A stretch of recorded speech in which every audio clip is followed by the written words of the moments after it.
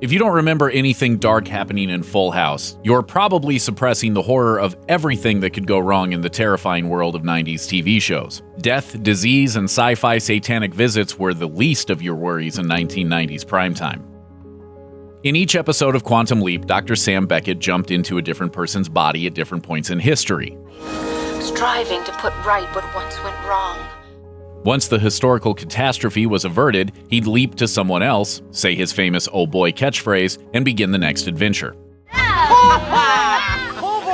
Along the way, he was aided by his best friend Al, a hologram from the future. Due to its time travel format, Quantum Leap jumped freely between many genres. In one haunted house episode, Sam leaps into the body of a horror novelist. While he's usually there to save lives, he's unable to prevent people from dying all around him. But then it's also revealed that Sam's holographic buddy Al has been possessed by the devil, who then tries to murder Sam. It gets intense, but don't worry, because it's Quantum Leap, things turn out okay in the end. The show even throws in a fun Stephen King reference.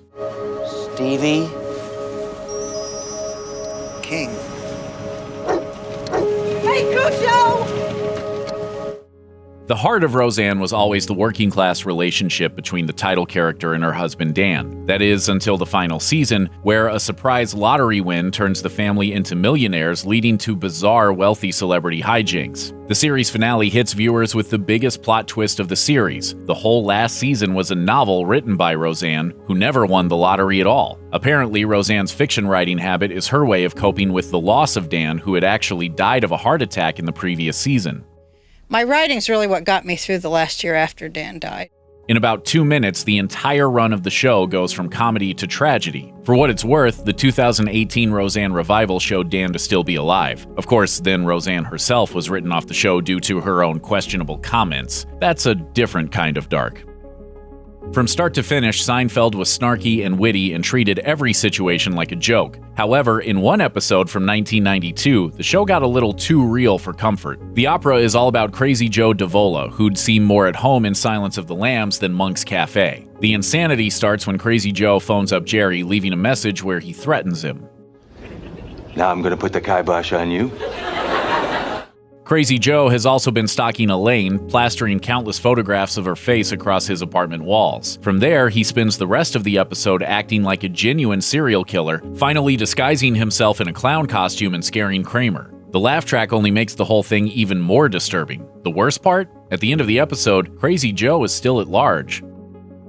Frasier, one of the most low-key sitcoms of all time, found fancy and erudite Frasier Crane living in quiet, rainy Seattle, working as a psychiatrist on a radio call-in show, and hanging out in a coffee shop with his even fussier brother Niles. Frasier may have been middle-aged, divorced, balding, and self-absorbed, but none of that was going to stop him from trying to bed as many beautiful and intelligent women as possible. In the 1994 episode Slow Tango in South Seattle, an old psychiatric patient played by John O'Hurley, who Frasier helped to conquer writer's block, has apparently lifted the story of Frasier losing his virginity and turned it into a best-selling work of romantic fiction. At first enraged by this violation of privacy, Frasier instead sets out to track down his first partner and thank her for making a man out of him. It turns out the woman was his 40-year-old piano teacher, and she seduced Frasier when he was 18.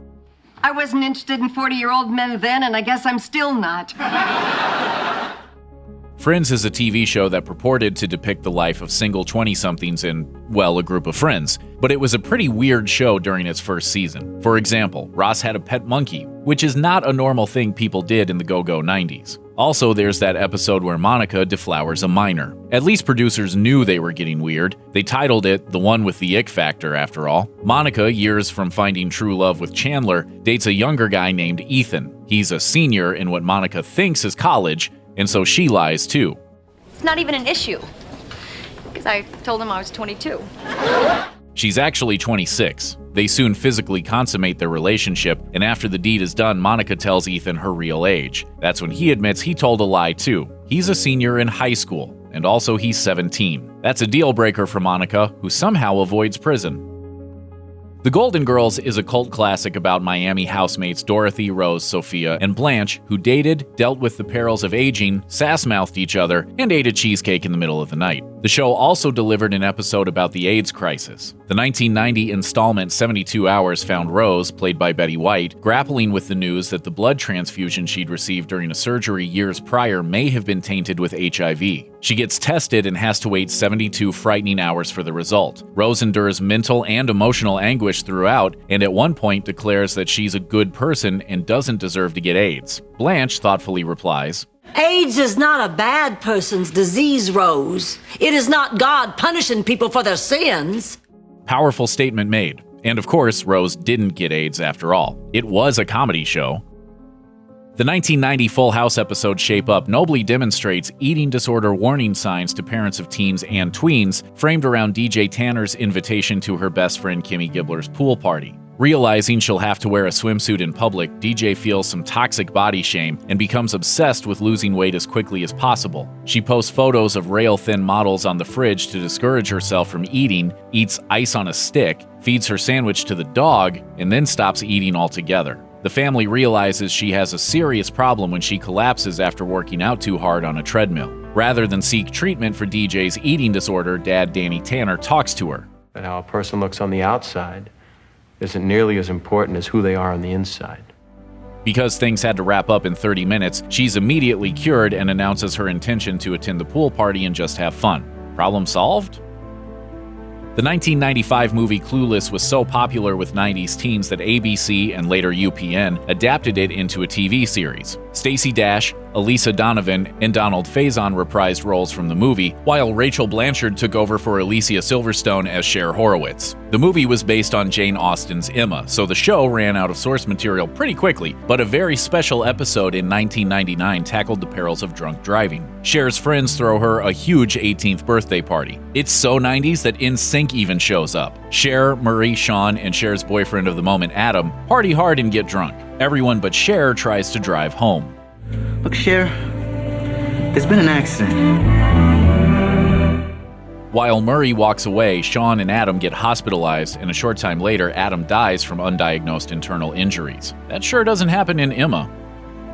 Before it became a soap opera about young, sun-kissed Californians, Beverly Hills 90210 was about goofy high school kids who happened to have excellent haircuts and designer clothes. One plot thread involved cool and popular David Silver still hanging around with his sort of nerdy pal, Scott Scanlon. During season 2, Douglas Emerson, who played Scott, wanted to leave the show, so the writers wrote him out in a very big way. Scott's mom asks David and Donna to plan Scott's big 16th birthday party, and they throw a big bash. But Scott, ever the misfit, sneaks away and rummages through a desk drawer where he finds a gun. He plays around with it, and shockingly, accidentally shoots himself dead on his birthday.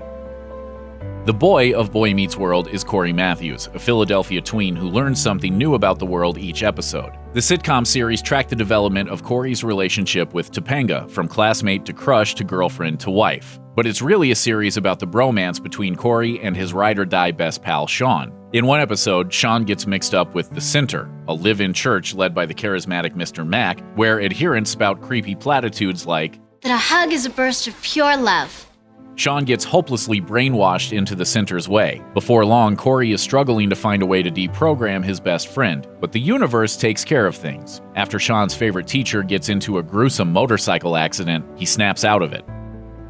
Perhaps the most shocking thing in this 1996 episode of Home Improvement is that bumbling dad Tim the Toolman Taylor has to stop grunting like a caveman and act like a sensitive, modern man for a hot minute. In The Longest Day, Tim's son Randy goes in for a routine medical checkup. The doctor's office calls and tells Randy's parents that there's a possibility their boy may have potentially fatal thyroid cancer.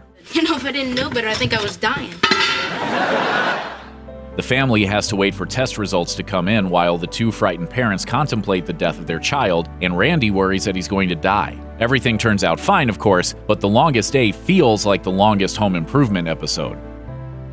Saved by the Bell exists in a bizarro version of the 90s where teens experienced zero repercussions for constantly scamming their principal, who is also their best friend. Bayside High was a strange place to be sure, but it was nearly torn asunder by the cold claw of addiction in the November 1990 episode Jessie's Son. Overachiever Jessie bites off more than she can chew, trying to balance her high level of commitment to school and singing in Hot Sunday, the cover group she's formed with Kelly and Lisa. There aren't enough hours in the day, so Jessie turns to caffeine pills for energy. In a terrifying TV moment, she experiences a panic attack and scream sings, "I'm so excited."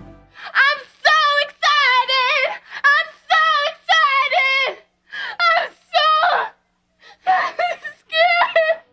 A caffeine binge would result in agitation and a headache, not a full-on freakout, but it's all because standards and practices wouldn't allow what the writers had originally plotted, an addiction to speed. Still, the show does make a point about how kids like Jessie can easily burn out trying to meet high expectations.